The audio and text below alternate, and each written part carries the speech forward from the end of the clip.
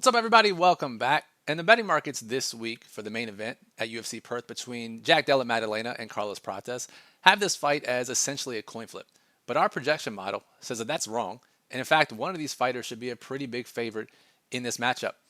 So in this video, we're going to look at what the data says for the main event, as well as the co-main event between Beneil Dariush and Quillan Saalkild. Welcome, I'm Brian Juster, co-founder at Occupy Fantasy, and every single week we run the UFC card through our 50-plus metric projection model to see where the data differs from public perception and the betting markets. If you watched this video last week, you know that we called out Aljamain Sterling and Jocelyn Edwards as undervalued underdogs according to the data. So let's see what the data says this week for UFC Perth. JDM, Carlos Prates, an absolute incredible main event here. And let's bring up the tail of the tape, as we always do here in these videos. And I'll go full screen so you guys can see this. The number one metric that we are looking at this week, it is an incredible predictor for fight outcomes, is significant strike differential. That is the number of significant strikes you land per minute compared to the number that you absorb per minute. And looking back historically, it's one of the best metrics that you can use for predicting fights. If you look at these two fighters, Carlos Prates, he actually gets hit nearly one significant strike more per minute than he lands, which may not be something you would think about given all of his knockouts watching his fights. Compare that to JDM.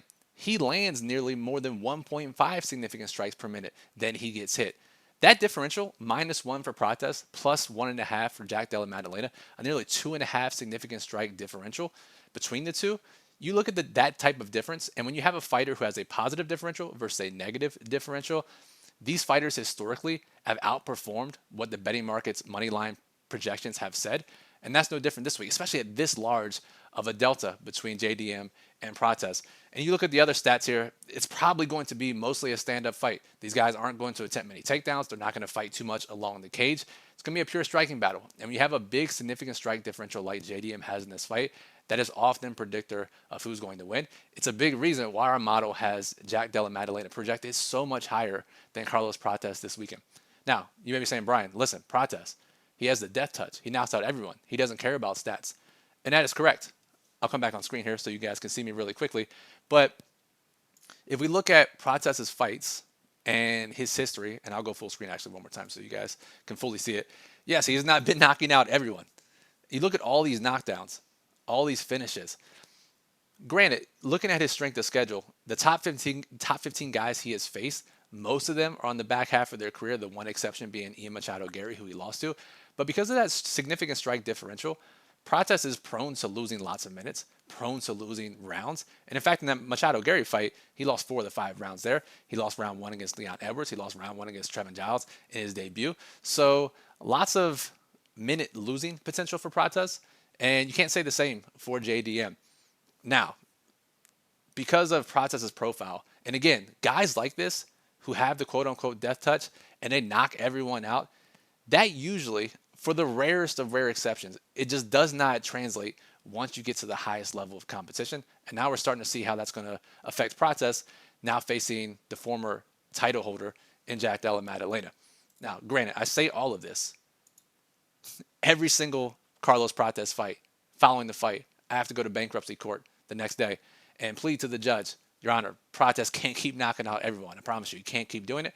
And he just keeps doing it. So maybe he's a unicorn, and maybe he'll continue to knock fighters out, and maybe I'll show up at bankruptcy court once again Monday morning. All right, let's move on to the co-main event between Quillan Saalkild and Beneil Dariush. Before we do, though, did you read our free cheat sheet last week? I put it up on screen here. Every single week, if you sign up, we send you 3 fights broken down by the data. And last week, we called out 2 underdogs that ended up winning, that the data said they shouldn't have been underdogs. And one of those was Talita Alencar, who was a plus 200 underdog or more at some sportsbooks. So if you want to get access to these 3 fights that we break down by data, again, it's totally free. Click the link either in the description or in the pinned comment below. Enter your email address, and every single Friday or Saturday, we'll send you this analysis for 3 more fights that we don't cover on YouTube, all based on data from our Occupy model. All right, now let's go back and let's continue with the co-main event between Quillan Saalkild and Beneil Dariush. And let's bring up the tail of the tape here. And I will once again go full screen so you guys can see the full tail of the tape here.